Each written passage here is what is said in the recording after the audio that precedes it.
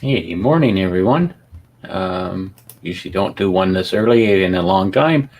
I just thought I would do it, you know. Um, so everybody's doing this Friday morning.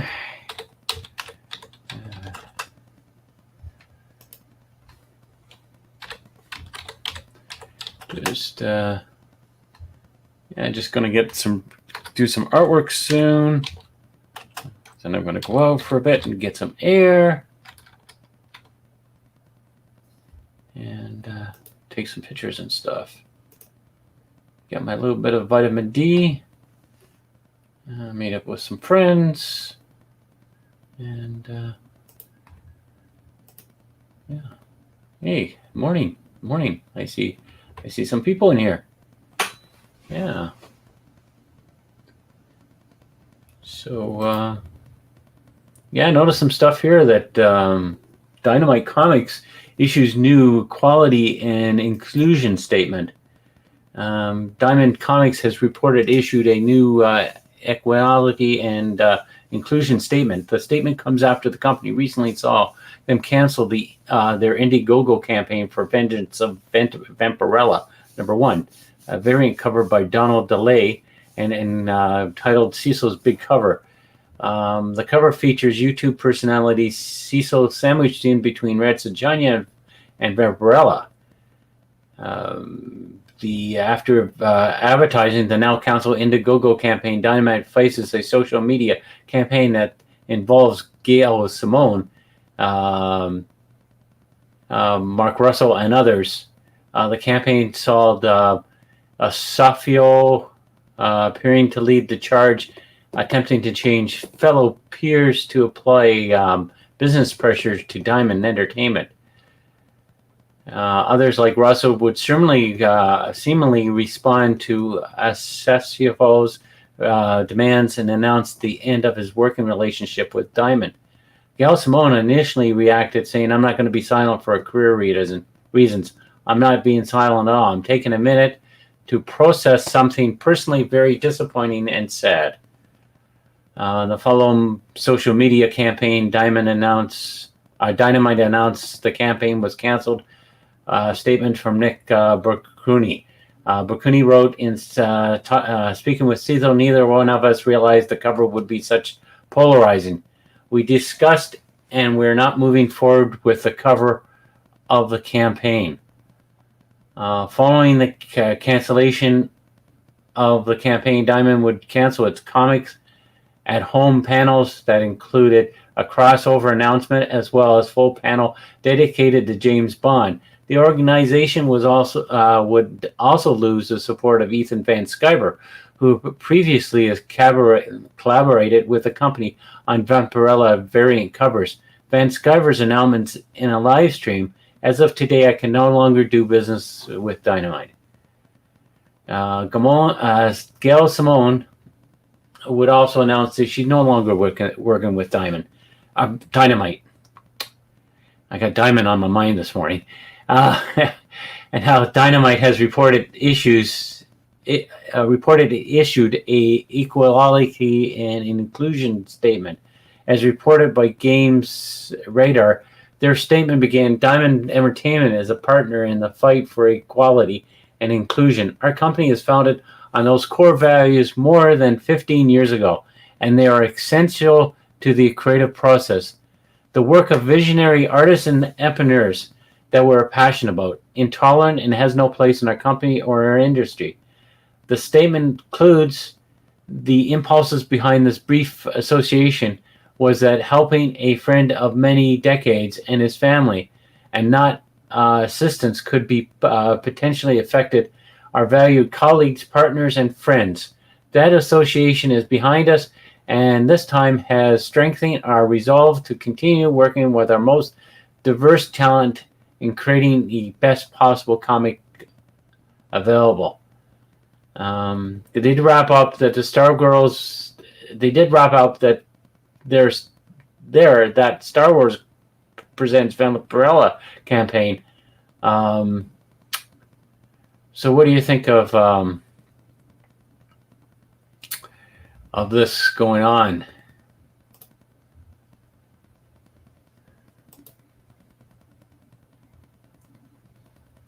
Yeah. You know, I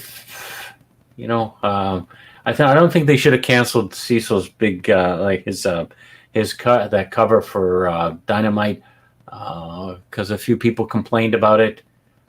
Um, I think it was pretty funny. Um, you know, but we're living in a society now that everybody wants to complain about something. Um, we have people like Tom King. Um, if you love the industry that you're in, you're making money at it. Um, you don't call other people who are doing business stuff, hate groups and stuff like that. Um, it's just not the way to do that, So there isn't that much exciting stuff here in the news. I think Umbrella Academy comes out today. I'm going to see if I can get a chance to look at it. I've been checking out some stuff on Netflix. I checked out what is it called?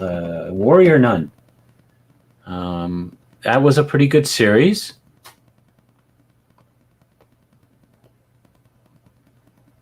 Interested in seeing what they do for season 2 if we ever get to season 2. Noticed a video today that we're talking about. What was it? Yeah, they were showing movies being made with just a green screen, and everything else is digitalized. This woman walks down this green pathway, stops at this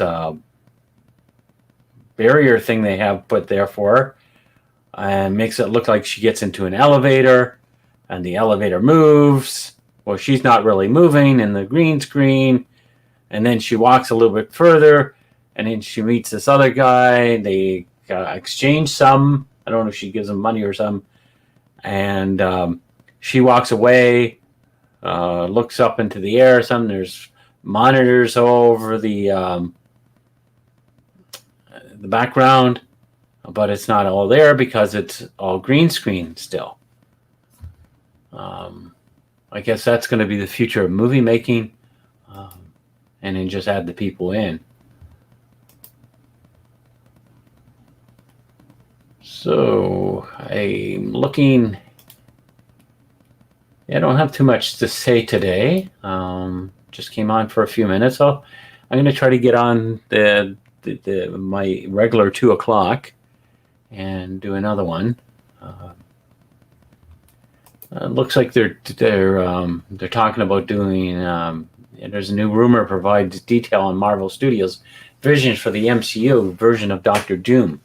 For months, there's been rumorings about what Marvel Cinematic Universe will look like moving forward from Avengers Endgame, and more particular, what they will be doing with recent acquired properties under the Marvel banner, namely the X-Men and Mutants, as well as the Fantastic Four.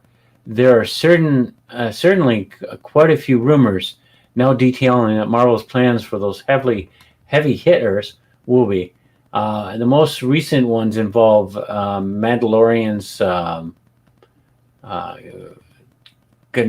Giancarlo Esposito.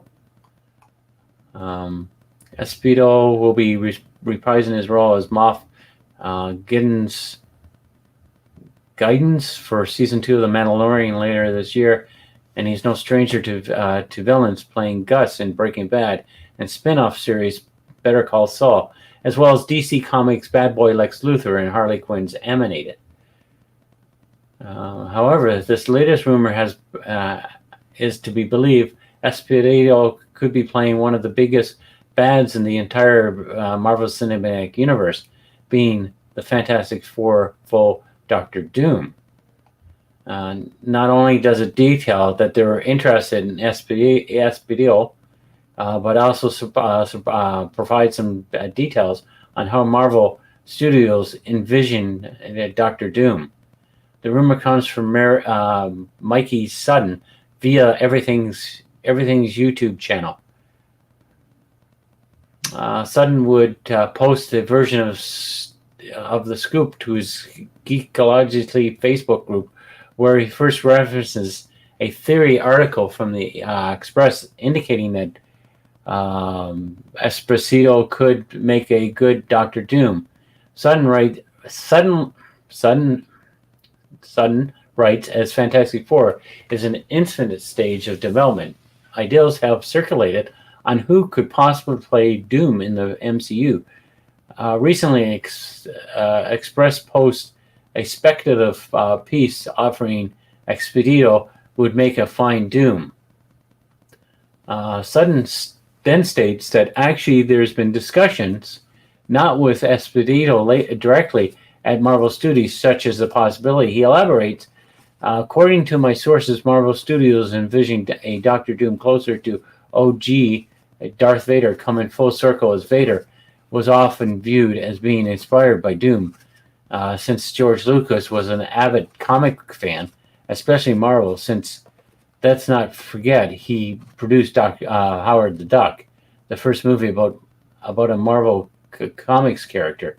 Sutton then went on to detail how Marvel Studios is envisioned Doctor Doom for Marvel Cinematic Universe.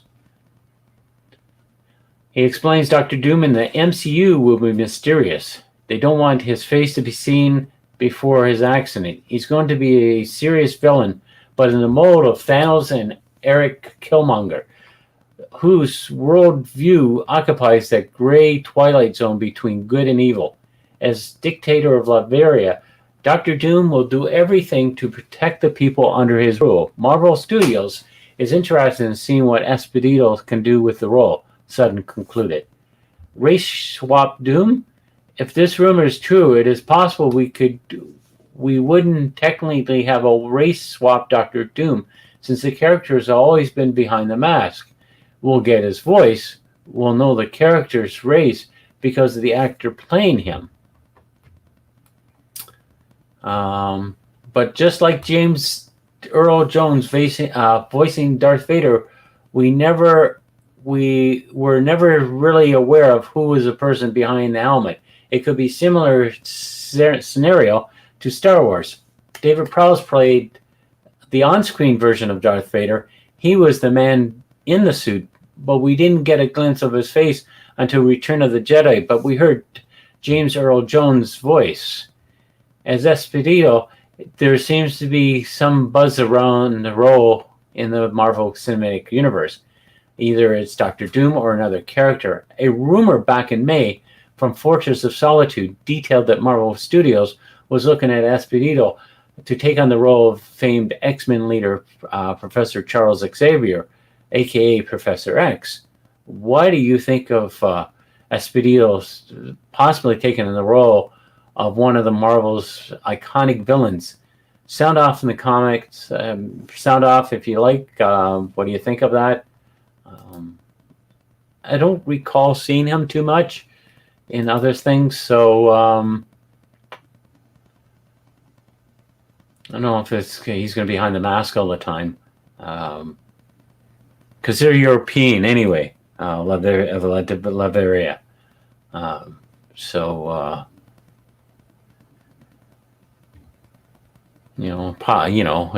It's.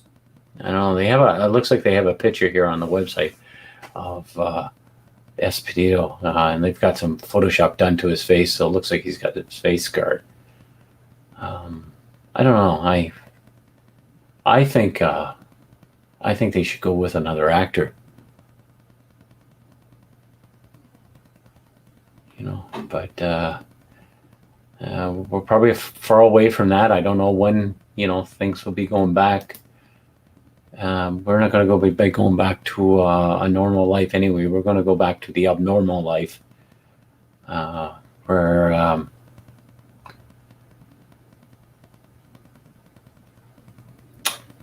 So it looks like there's rumors that Disney is discussing a new Star Wars filming starring Luke Skywalker, set after the Return of the Jedi.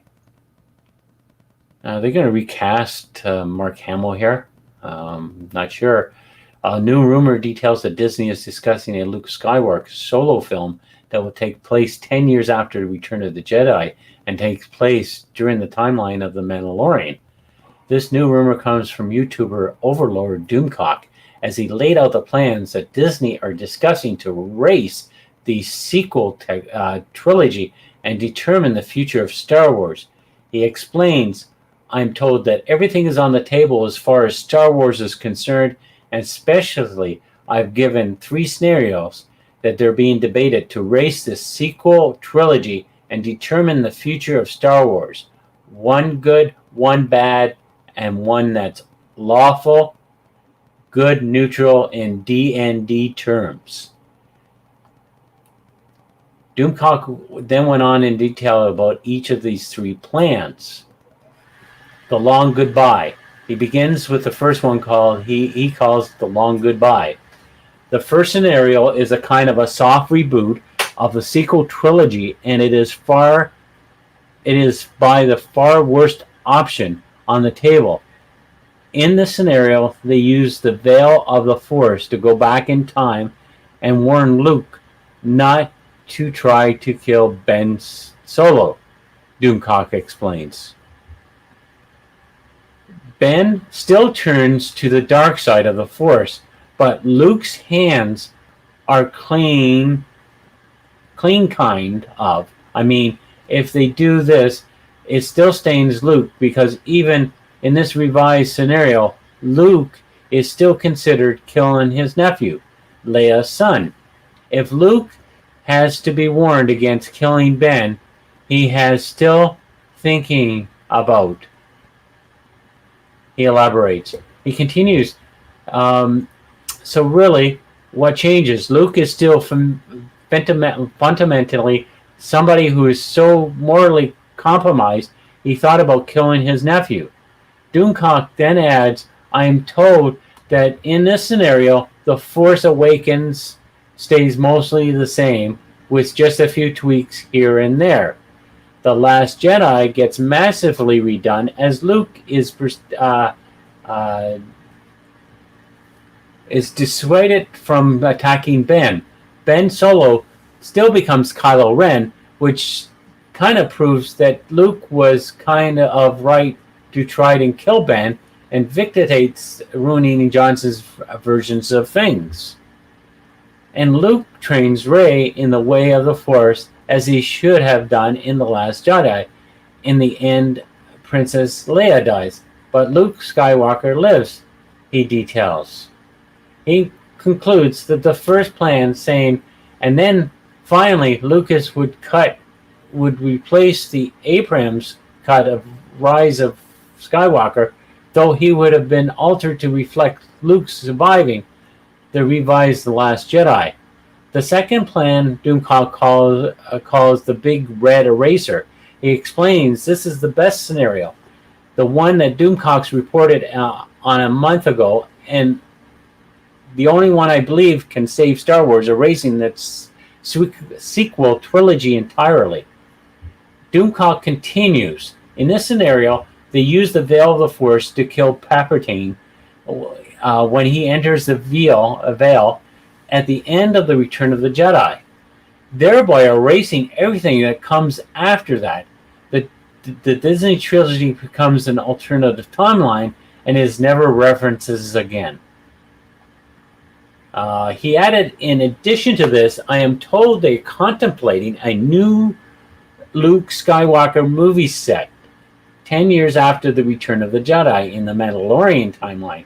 Doomcock then speculates about this film, saying, I think a reason they're considering doing this instead of doing a Luke Skywalker set around the time of The Force Awakens is this.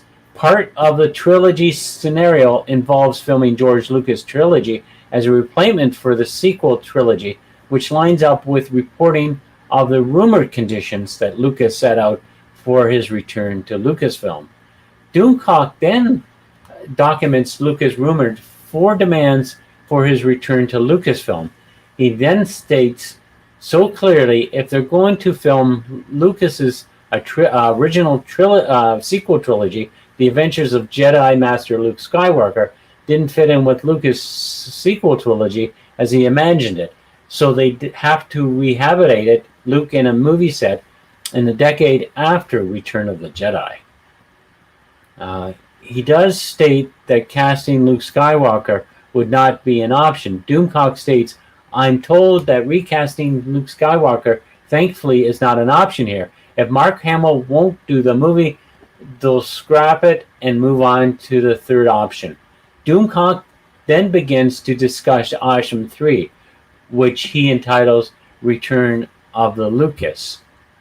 In this option, they simply do Lucas sequel trilogy without any old cast, completely disregarding the sequel trilogy with no explanation given, Doomcock explains. Later, Doomcock details that his sources tell him that the second option, the Big Red Razor, is favorite option, but he states it is emphasized on how that nothing is set in stone and all options are on the table. So what do you make of this rumor from Doomcock? I think it sucks. It completely sucks. You know, they screwed up the trilogy of Star Wars. The only ones that I'll watch is 1 to 6. I won't watch anything else. So, yeah, if you got any comments, you know, about it, leave it in here or whenever you look at it later. I am going to head off, people. I got some drawing to do, and everybody, I'll chat with you later.